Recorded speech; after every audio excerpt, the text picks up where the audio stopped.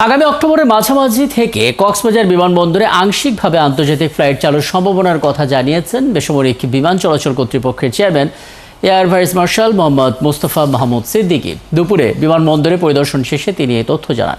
এ সময় তিনি আরও বলেন, কাজের সুনির্দিষ্ট অগ্রগতি শতাংশের হিসেবে এখনই বলা যাচ্ছে না, তবে প্রয়োজনীয় প্রস্তুতি প্রায় শেষের দিকে।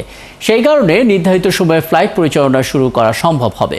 পরিদর্শনকালে কক্সবাজার বিমানবন্দরের প্রকল্প পরিচালক মোহাম্মদ ইউনুস ভূঁইয়া, ব্যবস্থাপক গোলাম মুর্তজা হাসান সহ সংশ্লিষ্ট কর্মকর্তারা উপস্থিত ছিলেন।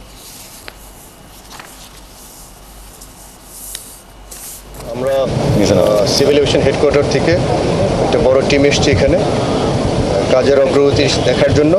আমরা আশা করছি যে অগ্রগতি দেখলাম, ইনশাল্লাহ যত দ্রুত সম্ভব অক্টোবর মাঝামাঝি সময় আমরা এই এয়ারপোর্টটা ইন্টারন্যাশনাল স্ট্যান্ডার্ড অনুসারে অপারেট করতে